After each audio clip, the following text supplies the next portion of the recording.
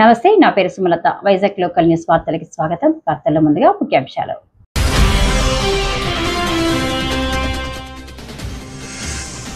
కూటమి ప్రభుత్వం నిర్ణయం మేరకు జిల్లా వ్యాప్తంగా రేషన్ డిపోల వద్దే సరుకుల పంపిణీకి శ్రీకారం.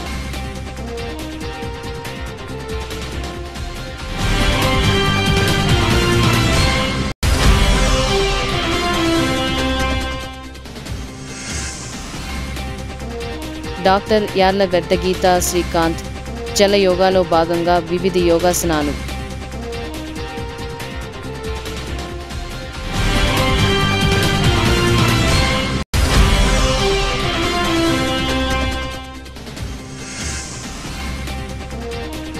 మన పర్యాటక ప్రాంతాలను మనమే పరిశుభ్రంగా ఉంచుకుందాం. కాలుష్య నియంత్రణ మండలి ముకుందరావు.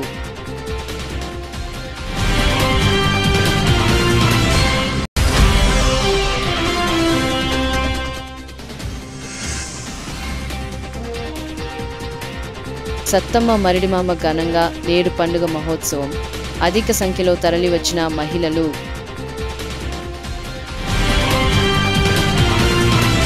వార్తల్లో ముందుగా కూటమి ప్రభుత్వం నిర్ణయం మేరకు ఆదివారం నుంచి జిల్లా వ్యాప్తంగా రేషన్ డిపోల వద్దే సరుకుల పంపిణీకి శ్రీకారం చుట్టారు. ఆయా డిపోల వద్ద ఉదయం నుంచి మధ్యాహ్నం వరకు పండుగ వాతావరణంలో జరిగిన ప్రారంభోత్సవాల్లో ఎమ్మెల్యేలు వెలుగపూడి రామకృష్ణబాబు, పల్లె Srinivasarao, P Ganababu, Vamsikrishna, Srinivas, P Vishnukumar Raju, corporation చైర్మన్లు గండి బాబీ, సీతం రాజు, సుధాకర్ తదితరులు పాల్గొన్నారు.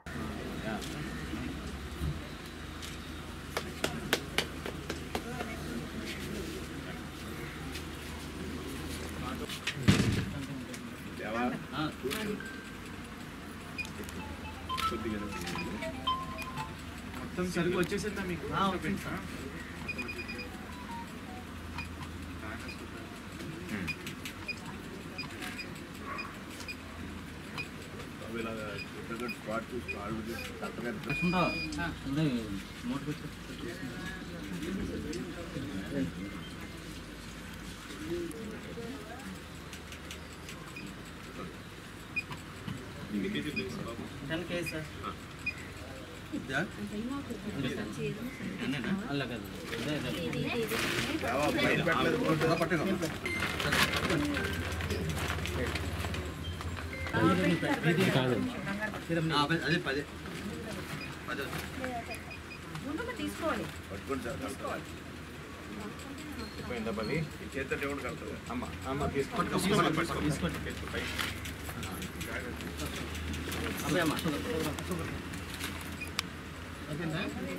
డబ్బు కట్టారా?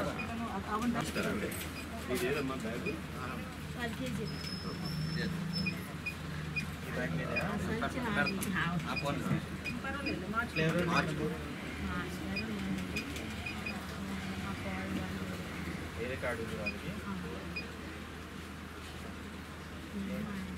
బాగా ఏజ్ పర్సన్స్ ఉంటుంది, ఇష్టం రావాలంటే రావచ్చు.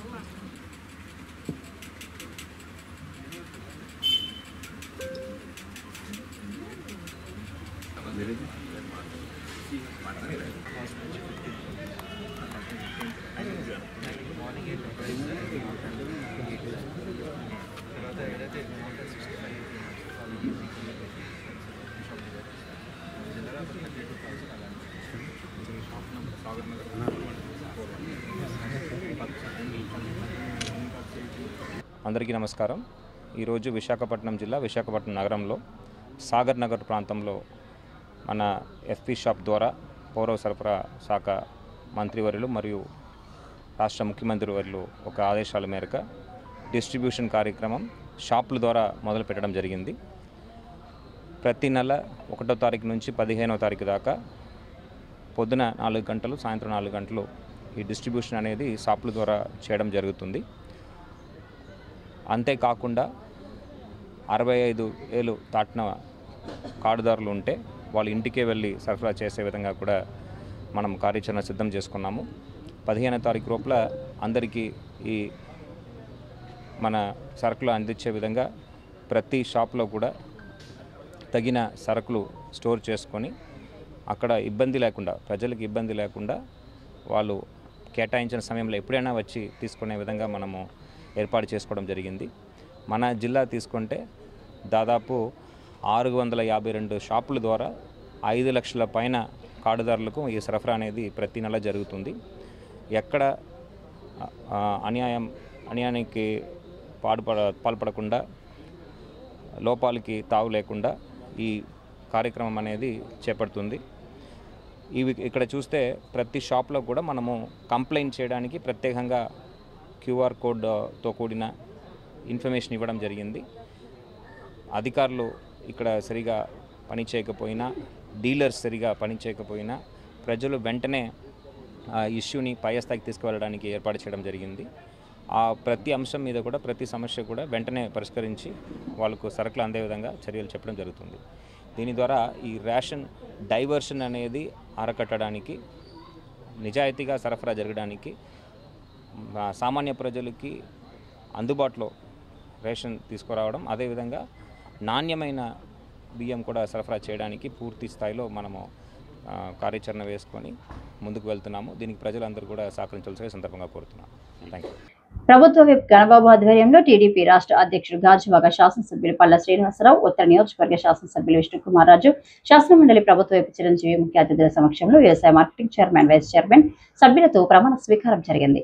విశాఖ జిల్లా మార్కెటింగ్ కమిటీ నూతన చైర్మన్ గా యలమంచిలి అనుపమ ప్రసాద్, వెంకమహంతి చంద్రశేఖర్, వైస్ చైర్మన్ సభ్యులుగా గొల్లపల్లి జగదీశ్వరరావు, సభ్యులుగా ప్రమాణ స్వీకారం ఎమ్మెల్యే గణబాబు ఆధ్వర్యంలో నిర్వహించారు.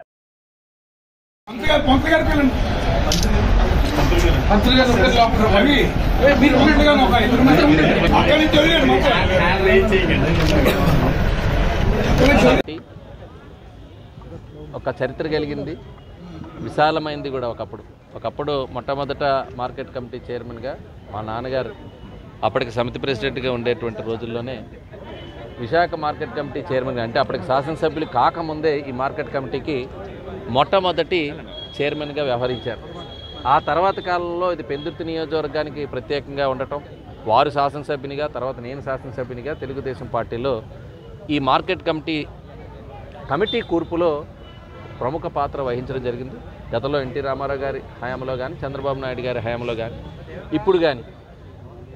ఆ తర్వాత కాలంలో విశాఖ అగ్రికల్చర్ మార్కెట్ కమిటీ ఇటు పెందుర్తిగాను, భీమిలిగాను విడిపోయినప్పటికీ ఈ కమిటీకి సంబంధించినటువంటి స్థలం కానీ, ప్రాంగణం కానీ, ఆఫీస్ కానీ ఇంతకుముందు కూడా నగరంలో అద్దెకు ఉండేది, ఓల్డ్ టౌన్లో. దాంతో సొంతంగా నేను గతంలో శాసనసభ్యునిగా ఉండేటప్పుడు పెందుర్తిలో ఒక యార్డు కట్టడం, పెందుర్తికి ఆఫీస్ షిఫ్ట్ చేయడం అనేటువంటి జరిగింది. తర్వాత కాలంలో మరలా గోపాలపట్నంలోని ఈ కేంద్రం, రీజనల్ జాయింట్ డైరెక్టర్ ఆఫీస్ కానీ, ఆ కార్యాలయాలు కానీ, ముఖ్యంగా ఈ రైతు బజార్లు కానీ 99లో ఆ రోజు మొట్టమొదటి శాసనసభ్యునిగా ఉండేటప్పుడే ఆ రోజు చంద్రబాబు నాయుడు గారు అర్బన్ ఏరియాస్లో ఈ రైతు బజార్లని ప్రమోట్ చేయడం, రైతాంగం నాణ్యమైనటువంటిది వారి పంటకు పండించినటువంటి పంటను నేరుగా వచ్చి అమ్ముకునేటువంటి అవకాశం రైతులకు కలిగించడం, వినియోగదారుడు సౌలభ్యం కోసం ఈ రైతు బజార్లు చక్కగా సక్సెస్ అవ్వటం అనేది మీ అందరికీ తెలుసు. అలాంటి రైతు బజార్లు కానీ, మార్కెట్లో ఉండేటువంటి ఏదైతే ఆ ధరలో నియంత్రణలో ఉండటానికి ప్రధానమైనటువంటి దిగుబడికి సంబంధించి కానీ, వినియోగదారుడికి ఇవ్వడంలో కానీ, ట్రేడర్స్కి కూడా, వ్యాపారస్తులకు కూడా లాభసాటిగా ఉండేటట్టుగా ఈ మార్కెటింగ్ వ్యవస్థ అనేటువంటిది ఉంటుంది. దీనిలో ముఖ్యంగా ఫిషరీస్కి సంబంధించి కూడా, ఫిషరీస్ కానీ, లైవ్ స్టాక్ కానీ, ముఖ్యంగా వీటికి సంబంధించినటువంటి వ్యవసాయం కానీ, ఈ 3 ఉత్పత్తులకు సంబంధించినటువంటి ఆదాయాలు కూడా విశాఖ అగ్రికల్చర్ మార్కెట్ కమిటీకి ఉంటుంది. సో ఈ కమిటీ ప్రాధాన్యం ముఖ్యంగా వినియోగదారుడు, రైతు, అట్లాగే ఉండేటువంటి వ్యాపారస్తుడు, వీళ్ళ ముగ్గురిని దృష్టిలో పెట్టుకొని ఈ కమిటీ కూర్పు చేయడం జరిగింది. ఒక దూరదృష్టితో చంద్రబాబు నాయుడు గారి నాయకత్వంలో ఎప్పుడు కూడా మార్కెటింగ్ పైన, ఎందుకంటే పట్నం మార్కెట్ కమిటీ ప్రమాణ స్వీకార కార్యక్రమానికి పాల్గొనడం జరిగిందండి.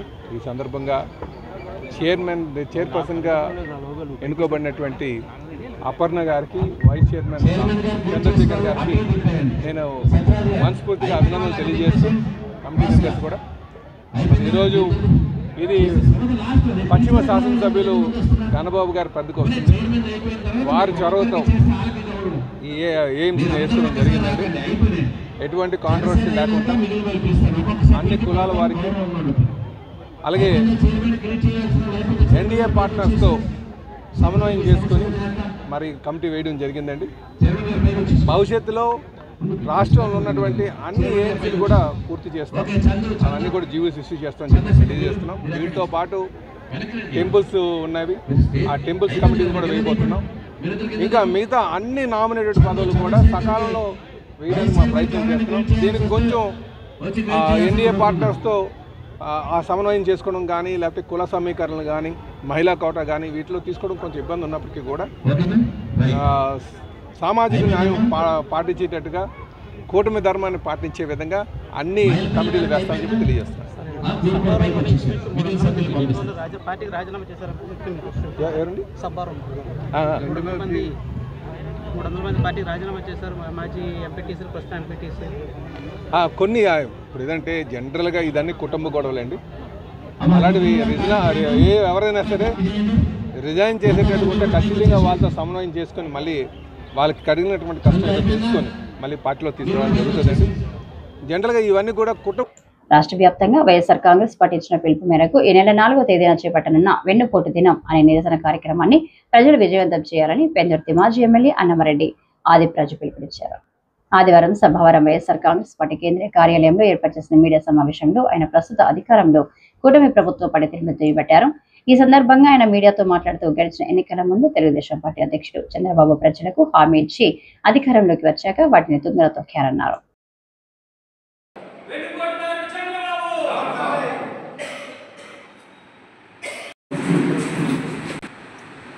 అందరికీ నమస్కారం.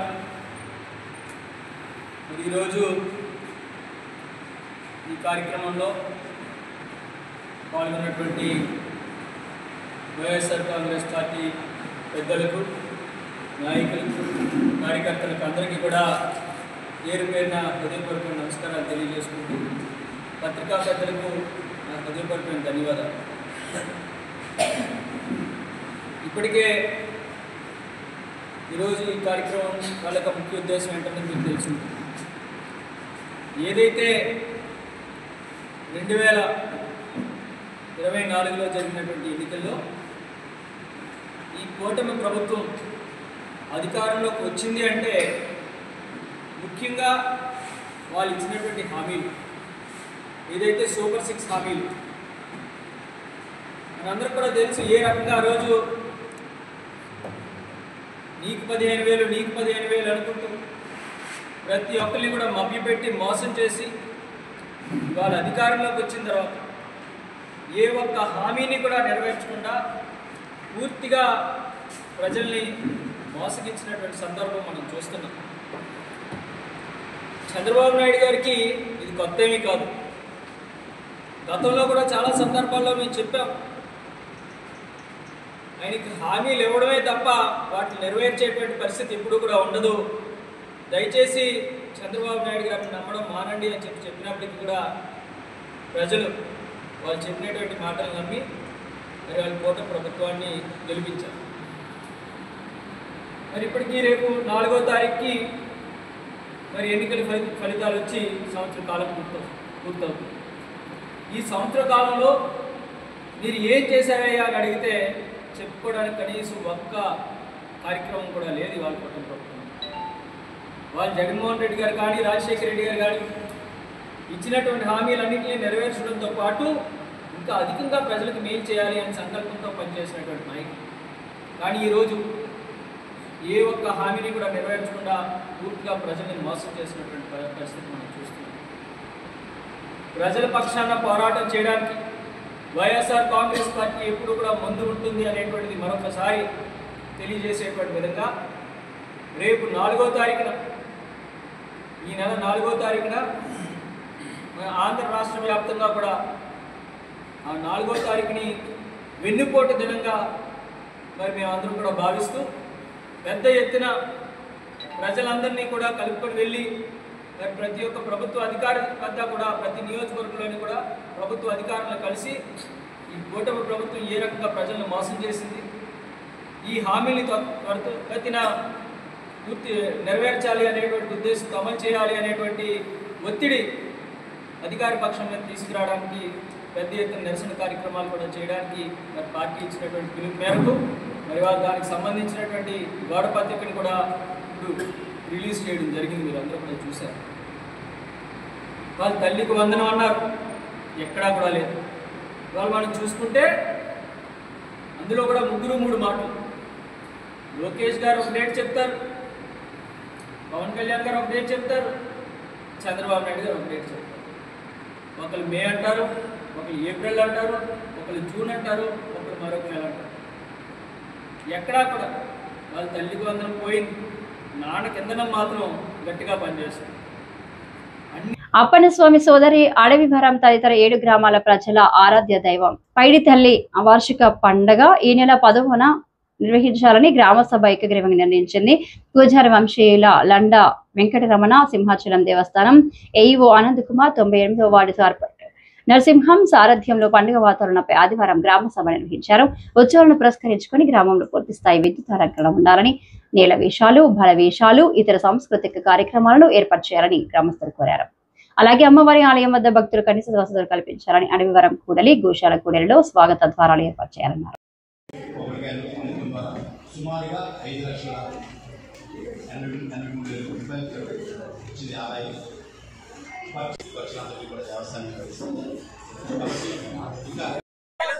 పదో తారీఖున అరుపు జరుగుతుంది. తేదీల వారిగా సోమవారం పైడితల్లమ్మ దేవర తేవడ పుట్టమన్ను, మంగళవారం నాడు ముత్యాలమ్మ దేవర తేవడం, మంగళవారం నాడు ముత్యాలమ్మ వారి పండుగ మహోత్సవం, సోమవారం నాడు తొలేలు సాంస్కృతిక ప్రోగ్రాం పెడతారు, మంగళవారం పైడితల్లమ్మ పండగ 17/6/25 మారువారం జరుగుతుంది. దయచేసి అందరూ కోఆపరేట్ చేయవలసిందిగా కోరుతున్నాను.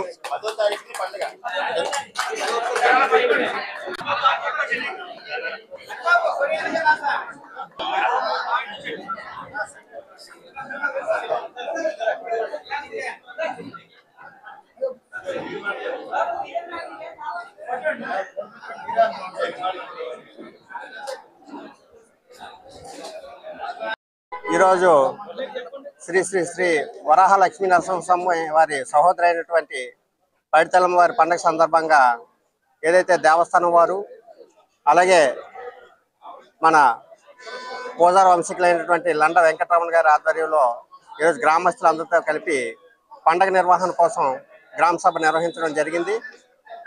ఈ నిర్వహణ సందర్భంగా ప్రజలందరూ ఒకే ఒక విషయాన్ని మరి అధికారుల దృష్టికి గ్రామ ప్రజలందరూ తీసుకురావడం జరిగింది. ఏంటంటే ఘనంగా పండుగ నిర్వహించాలి, లైటింగ్ అయితేనేమి, బాణాసంచా అయితేనేమి, ఏదైతే స్టేజ్ పర్మిషన్లు అయితేనేమి, ఇతరాత్ర నేల వేషాలు అయితేనేమి, నేల వేషాలు అయితేనేమి, ఇలా పండగకి ఏదైతే ఘనంగా నిర్వహించినటువంటి కార్యక్రమాలు ఉన్నాయో ఆ ప్రోగ్రామ్స్ విషయంలో అనేది అన్నింటిలో జాగ్రత్తలు తీసుకోవాలని చెప్పేసి ఘనంగా నిర్వహించాలని చెప్పేసి కోవడం జరిగింది. దానికి దేవస్థానం వారు కూడా ఏఈఓ ఆనంద్ కుమార్ గారు కూడా క్లారిటీ ఇవ్వడం జరిగింది, సానుకూలంగా స్పందించడం జరిగింది. ఏదేమైనా సరే గతంలో కంటే ఈసారి మెరుగైన విధంగా మరి ఘనంగా నిర్వహించడానికి మరి అధికారులతో సహకారాలతో గ్రామస్తులందరూ సహకారాలతో పండుగ నిర్వహించడానికి ఈ నెల 10వ తారీఖున పండుగని డేట్ నిర్ణయించడం జరిగింది. వాళ్ళందరూ వెంకటరమణ గారు పూజార వంశీకులు. అదేవిధంగా ఈరోజు మరి 1వ తారీఖు అయినటువంటి ఇవాళ సాయంత్రం అమ్మవారి పండుగని చాటింపు జరుగుతుంది. ప్రజలందరికీ ఈ యొక్క కార్యక్రమానికి వచ్చి ఈ సలహాలు సూచనలు ఇచ్చిన వాళ్ళందరికీ కూడా ధన్యవాదాలు తెలియజేసుకుంటూ ఈ యొక్క పండుగని ఘనంగా నిర్వహించడానికి మరి దేవస్థానం కూడా సహకరించినందుకు వాళ్ళకి కూడా ధన్యవాదాలు తెలియజేసుకుంటూ సెలవు తీసుకుంటున్నాను. మన పర్యాటక ప్రాంతాలను మనం పరిశుభ్రంగా ఉంచుకుందామని కాలుష్య నియంత్రణ మండలి రీజనల్ ఎన్విరాన్మెంట్ ఇంజనీర్ ముకుందారావు పిలుపునిచ్చారు. ఆదివారం ఉదయం విశాఖపట్నంలో కైలాసగిరి కొండపై VMRDA, సిఫా trust, SRU, GVMC, green ambassadors, green climate team, NGOల నేతృత్వంలో ప్లాస్టిక్ వ్యర్థాలను ఏరివేశారు. అనంతరం ఆయన మాట్లాడుతూ ఒక్కసారి వాడి వదిలేసే ప్లాస్టిక్ వద్దే వద్దు అన్నారు. పర్యావరణ పరిరక్షణ మన బాధ్యత అని ప్రకటించారు. మన జల వనరులను మనమే పరిరక్షించుకుందామని పిలుపునిచ్చారు.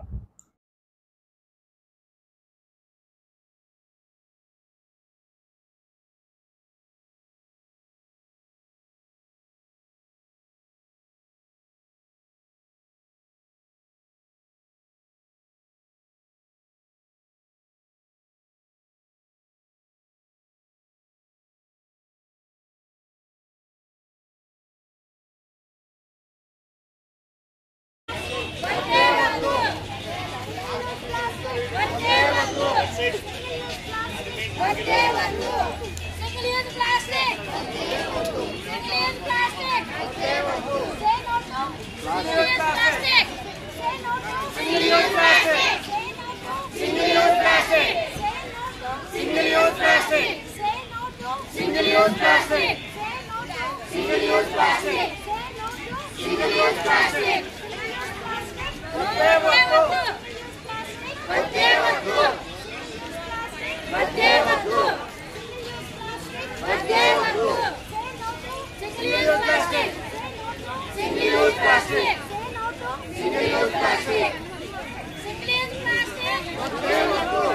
ఎన్విరాన్మెంట్ డే సందర్భంగా పురస్కరించుకొని కైలాసగిరి కొండ మీద ఈ ప్లాస్టిక్ వేస్ట్ అంతటిని చాలా ఉంది ఇక్కడ ఏర్పడడం కోసం మన స్వచ్ఛంద సంస్థలైన green climate and madam Ratnaprabha garu madam సమక్షంలో ఈరోజు అంతా ఈ ప్లాస్టిక్ని తీయడం జరిగింది.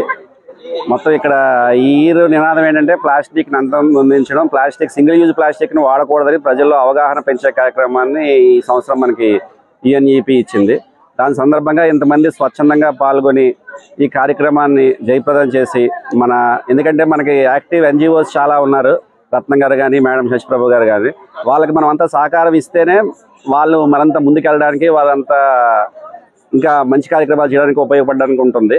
అదేవిధంగా పొల్యూషన్ కంట్రోల్ బోర్డు కూడా ఇటువంటి కార్యక్రమాలు ఏది ముందుకు చేయమని చెప్పినా తప్పకుండా సహాయ సహకారాలు అందిస్తుంది. మీరంతా ఇక్కడికి వచ్చి పాపం మీ విలువైన సమయాన్ని సండే రోజు వెచ్చించినందుకు అందరికీ కృతజ్ఞతలు. Thank you.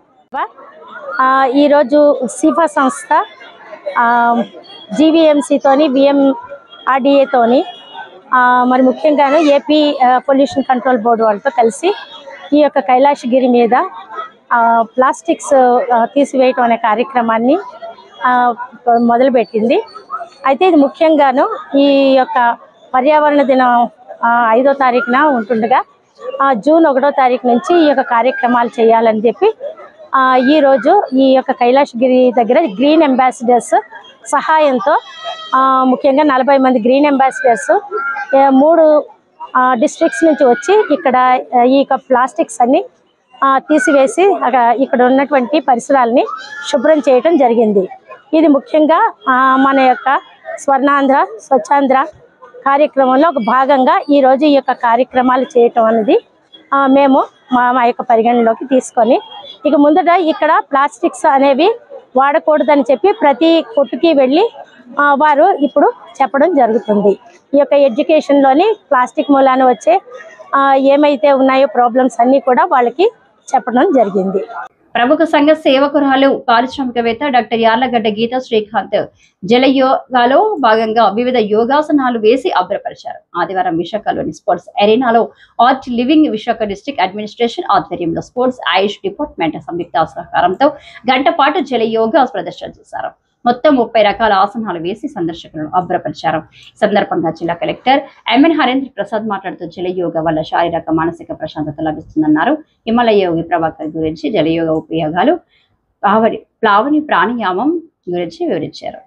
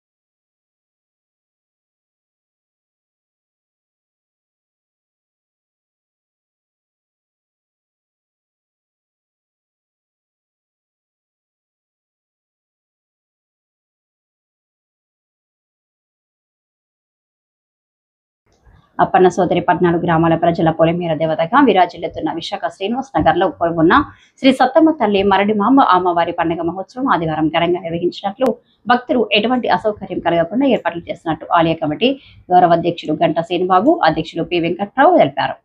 పండుగ మహోత్సవంలో భాగంగా అమ్మవారిని తెల్లవారుజామున సుప్రభాతం మేలుకొలుపు ఆరాధన గావించారు. అనంతరం ఉదయం నుంచి రాత్రి వరకు భక్తులకు అమ్మవారి దర్శనం ఏర్పాట్లు చేశారు.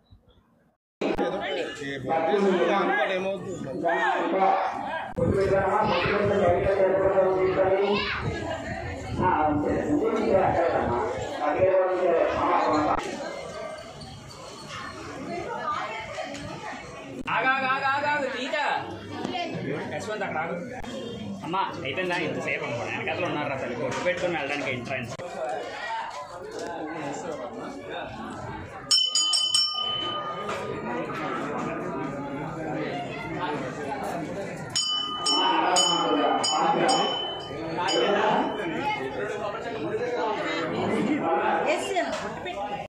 శ్రీమాత్రే నమః శ్రీ గురుభ్యో నమః శ్రీ శ్రీ శ్రీ శ్రీ సత్తంతల ఆలయంలో ఈరోజు అలంకారంతో అమ్మవారికి పండగ మహోత్సవంగా జరుగుతుంది. ఉదయం నుండి భక్తులందరికీ గోత్రనామాలు విశేషంగా కుంకుమ పూజలు అవి జరగబడును. కావున భక్తులందరూ వచ్చి అమ్మవారిని దర్శించుకుని అమ్మవారిని అనుగ్రహం పొందుతారని మరీ కోరుకుంటున్నాం. ప్రత్యేక పూజలు కుంకుమ పూజలు అర్చన అవన్నీ జరగబడును. రాత్రి అమ్మవారికి విశేషంగా నక్షత్రహారతి కూడా జరగబడును. కావున భక్తులందరూ వచ్చి అమ్మవారిని దర్శించి అమ్మవారి అనుగ్రహం పొందుతారని మరీ కోరుకుంటున్నాం. దేవవరం శ్రీనివాస్ నగర్ పరిసర 14 గ్రామాల ప్రజల పొలిమేరు దేవతగా విరాజిల్లుతున్న శ్రీ సత్యం తల్లి మరిడిమాంబ పండుగ మహోత్సవం ఈరోజు అత్యంత ఘనంగా నిర్వహించారు. మరి తెల్లవారుజామున అమ్మవారిని సుప్రభాత సేవతో మేల్కొల్పి ఆరాధన గావించారు. అనంతరం కూడా భక్తులందరికీ కూడా దర్శన భాగ్యం కల్పించారు. మరి నేపథ్యంలోనే అమ్మవారిని వివిధ రకాల పాల పుష్పాలతో అందంగా అలంకరించారు. ఆలయానికి భారీగా విద్యుత్ దీపాలంకరణ చేశారు. మరి ఆలయ కమిటీ గౌరవాధ్యక్షులుగా నేను బాధ్యతలు చేపట్టిన తర్వాత ప్రతి ఏటా కూడా అమ్మవారికి పండుగ రోజు సందర్భంగా పసుపు కుంకుమలు సమర్పించుకోవడం, అలాగే ముడుపులు మొక్కుబళ్ళు చెల్లించుకోవడానికి కూడా అవకాశం కల్పిస్తున్నాం. మరి 2 ఏళ్ళకి ఒకసారి ప్రధాన పండుగ మహోత్సవం జరగనుంది. మరి అది వచ్చే ఏడాది జరగనుంది. మరి ఈ ఏడాది కూడా పెద్ద ఎత్తున భక్తులు వచ్చి అమ్మవారిని దర్శించుకోవడం జరిగింది. మరి ఆలయ కమిటీ అధ్యక్షులు వెంకటరావు గారి నేతృత్వంలో ఈ పండుగను మరి అందరూ కూడా ప్రతిష్టాత్మకంగా జరుపుకున్నారు. ప్రధానంగా ఈ అమ్మవారు అత్యంత ప్రాచుర్యం పొందారు. ఎందుకంటే అప్పన్న సోదరిగా పొలిమేరు దేవతగా ఉండి ఎవరైతే గ్రామస్తులు బయటకు వెళ్ళేటప్పుడు వచ్చేటప్పుడు అమ్మవారిని దర్శించుకొని వెళ్తే ఆ అమ్మవారు అండగా ఉంటుంది, ఎక్కడికి వెళ్ళినా రక్ష కల్పిస్తుందని ఒక ప్రగాఢ విశ్వాసం ఉంది. అందువల్ల ఈ అమ్మవారిని ప్రతి ఒక్కరూ కూడా ఏదో సమయంలో దర్శించుకోవడం జరుగుతుంది. మరి భవిష్యత్తులో ఈ ఆలయాన్ని మరింతగా అభివృద్ధి చేస్తామని తెలియజేసుకుంటూ ఈరోజు భక్తకోట అందరికీ కూడా సత్యం తల్లి మరిడిమాంబ పండుగ శుభాకాంక్షలు తెలియజేసుకుంటున్నాం. ఈ వార్తలు ఇంతటితో సమాప్తం. నమస్కారం.